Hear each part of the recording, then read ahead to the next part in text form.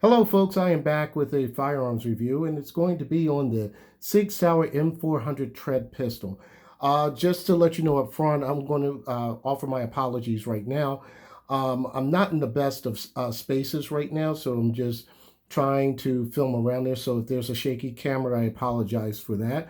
And also, the other thing is all these firearms that I'm about to show you have been cleared prior to the video. I didn't want to waste time with that. Let's get back into it. This is the Tread 400 pistol. It's an AR platform. I'm really getting into AR pistols right now. I've been training a lot lately with AR pistols, most notably my Daniel Defense AR pistol. But regarding the Tread pistol, it has a 11.5-inch barrel. It's nitride coated. It's also free floating. Has a free floating M-lock handguard, and believe it or not, it has a single stage trigger. This is all information I got from the website, and this is your Shockwave, what they would consider a brace here, because it is classified as a pistol. The operating system is a direct impingement system. I'm not going to go through all the things about direct impingement, but if you want to go to Tim on the Military Orange channel, he gives a very good synopsis of what direct impingement is. It's 5.56 caliber, or as we commonly say, 5.56 or 223. The overall length is, with this expanded, with the Shockwave brace out, is 27 inches. Overall width is going to be 2.5 inches. And I mentioned before that the barrel is 11.5 inches. So that lets you know it's a pistol barrel length. And you don't want to be lower than 10.3 inches because you want to be able to have some accurate shots. Anything lower than that is just basically for close quarters. So this would be good for close quarters as well as some distance. Also, the weight is at 6 pounds, and the twist rate on the pistol version of this, the twist rate, those of you who are into that, the twist rate is 1 and 7. But my understanding on the rifles is 1 and 8. And the reason being is because if you have a lot of people are going to be shooting different types of ammunition, different weights of ammunition, and also they're going to be concerned with whether it's cheap ammo or not. So a lot of people will be shooting the lighter type of ammo, and this aids with accuracy depending on what type of ammo you're using. What I like about this, I have, like I mentioned before, I do have a Daniel Defense AR pistol, and I really love that firearm a great deal. But the Daniel Defense pistol, as you know, is pretty much it's a top tier design and whatnot. But if you want a AR that's half the price of a Daniel Defense, this would be the one. This one shoots is really well, just as good as my Daniel Defense pistol, and I'll get in more into that momentarily. Since I mentioned the Daniel Defense, I'm going to show you some comparisons between these two. Okay, up top here, this is my Daniel Defense DD-M4 7VP. Well, I said that wrong because there's so many acronyms for that. But this is it right here. There are some few little differences. Let me just flip this over. This right here is a metal dust cover for your ejection port. Your Daniel Defense has what they call a polymer ejection port right here, polymer dust cover for that. It's not a big deal. Daniel Defense, I guess, was working on whether to see using this to lighten up the firearm. And like I said, this is a metal one here. This is pretty much the standard of what most AR firearms are based off of. Now, if you notice, the Daniel Defense does have ambidextrous controls when it comes to the safety mechanism. The difference is on the tread is not only it has the ambidextrous safety controls, but it also has an ambidextrous magazine release right here.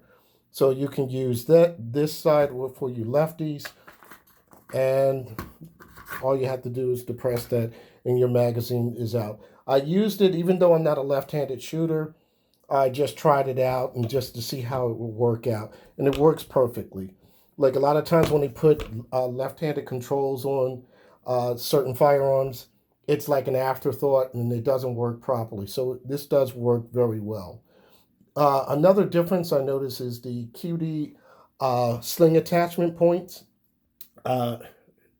This is the Law Tactical Brace, so this is a folding brace here. With the QD, the attachment is right here in the rear. On here you have two slots right here in the back. So it's one on one side, one on the other side, accommodating for the left-handed people as well. The only problem, I wish that the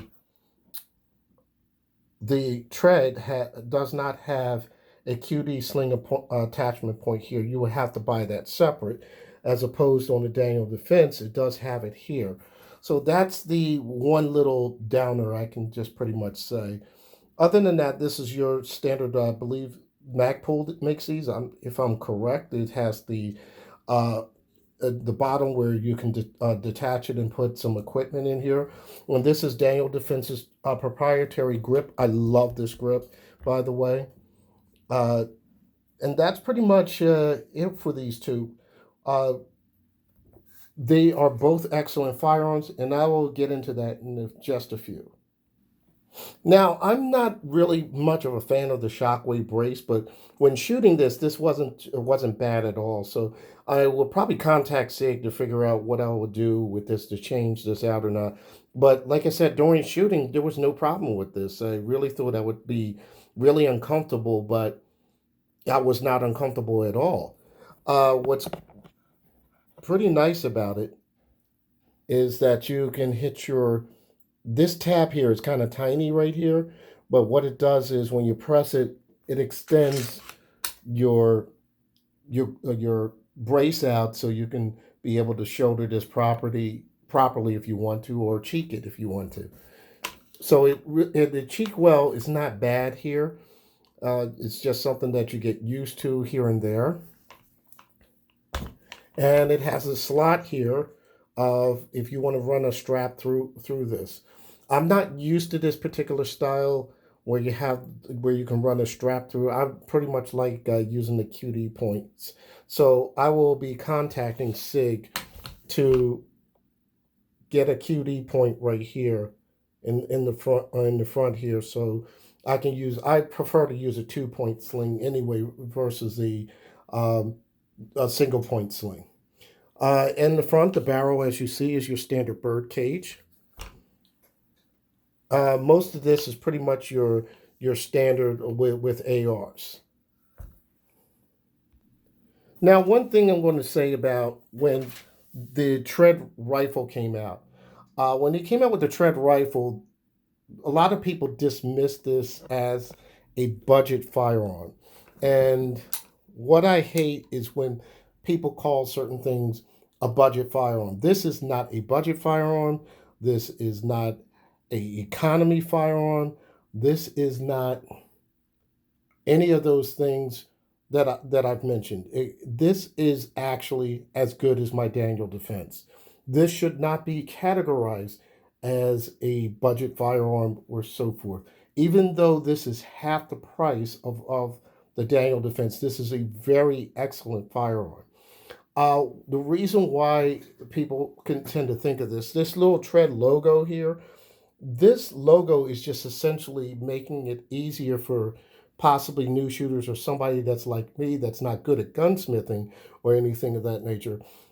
This is kind of like a guide for you. So with SIG's has a lot of different parts that are available, so you can enhance this or upgrade it to what you want this to be. So this symbol, so whenever you pick up anything, their accessories or packages, as long as you see that logo, you're good to go. And it's very easy to take off this rail section here. It's very easy because, like you see here, there are your two screw points. All you have to do is get a standard tool, unlock these off, take this off, do whatever maintenance, or if you want to, you can change these, add QD parts on there, and so forth. So that's what that logo means. It's dumbing it down so people that are like me just need to know what parts can go with this for upgrades and so forth. The M400 series of AR pistols and AR rifles is not anything new from SIG. Matter of fact, they've been having the M400 series for quite some time.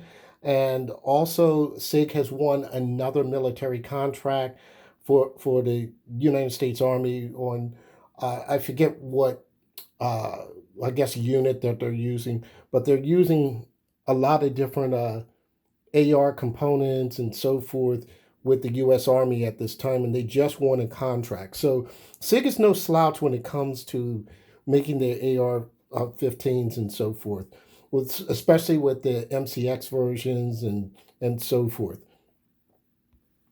Before purchasing this, I did look at a couple other different ones. I've looked at, let's say, as far as what we consider budget, the Springfield Armory Saint. I've never fired the Saint. I looked at it, but compare this when I was feeling this in the shop. This feels like a real AR. This feels not toyish or anything like that. This feels with the sturdiness of my Daniel Defense, and that's what I do. I compare ARs to my Daniel Defense because I'm a fanboy of Daniel Defense, so I'm not apologizing for that. But I will say this is extremely comparable to the Daniel Defense. Now, they want to call this a budget. I like I said, I don't like the term budget for this particular firearm. Now, the Smith & Wesson M&P Sport 2, yes, that was a budget firearm, but it's a very excellent firearm. And what people like about the M&P 15 is because they can pretty much customize it. Well, this is pretty much customized to my liking. The only thing I'm going to do is probably change this portion and maybe add a QD mount. I like to keep things clean. I don't like to add too much junk on my rifles because it's going to make the firearm too heavy. Big question, how does it shoot? It shoots very well. Now, granted, my range is only 15 to 20 yards, the indoor range I go to. So I just decided to try to sight this in. What I did when I tried to sight it in, as you see, was hitting low left.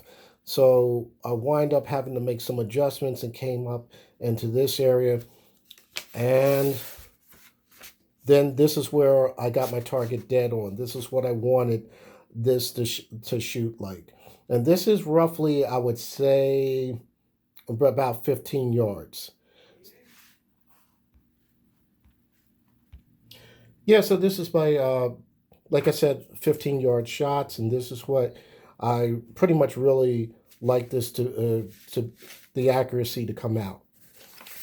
This one is roughly at 20 yards, and like I said, my ranges doesn't give me a lot of opportunity to push this out further, and this is the shots that I had with this, and as you see, it's very accurate, it's very to the point, and it's just as good as my Daniel Defense.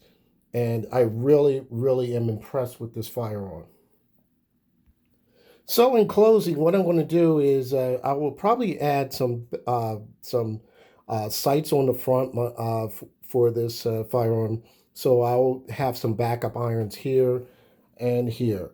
Like I said, the Sig Sauer, they have a lot of accessories that you can use. You can change this to what you want this to be, and I have nothing but good things. You saw you saw the target, and it is.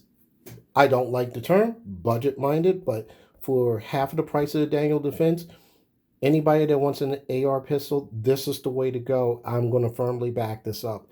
This is a very good firearm for its size, its ability, the way it feels, and it doesn't feel cheap. And that's what you want in a firearm like this. You don't want a firearm that feels cheap, and you want something that's going to be reliable. Okay, folks, with that said,